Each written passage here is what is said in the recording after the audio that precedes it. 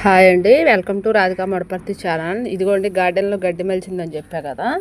ఇదిగోండి ఇలా వచ్చినాయి తోటకూర గింజలు అన్నీ పడిపోయి. ఇదేమో నెమల తోటకూర అంటారు, మచ్చ తోటకూర కూడా అని అంటారు. ఇదిగోండి ఇక్కడ చూసారా బంతి మొక్కలు మెలిసినాయి. అంటే పోయిన సంవత్సరం బంతి మొక్కలు ఉన్నది కదా, నేను గడ్డి పీకుతా ఉంటే ఇదిగోండి బంతి నారు కనపడుతుంది అక్కడక్కడ.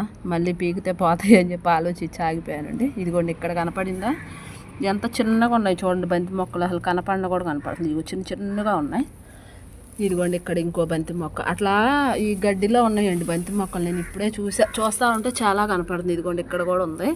సరేలేని గడ్డి పీకడం ఆపేసానండి. ఇవన్నీ నారులాగా మలిచినట్టు ఉన్నాయి. ఇక్కడ చూడండి ఎన్ని ఉన్నాయో బంతి మొక్కలు కనపడుతున్నాయి మీకు. ఇదిగోండి నేను పట్టుకున్నా చూడండి. ఇదిగోండి చాలా వచ్చేసింది ఇక్కడ బంతి నారు. అందుకే ఆపేసానండి పీకకుండా.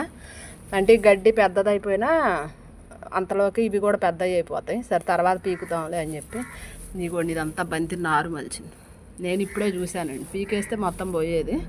ఇదిగోండి ఆపేసా బంతి నారిక, అందుకని పీక్కుండా. ఇది ఉందని చెప్పి గడ్డి పీకడం ఆపేసా. సరే అండి.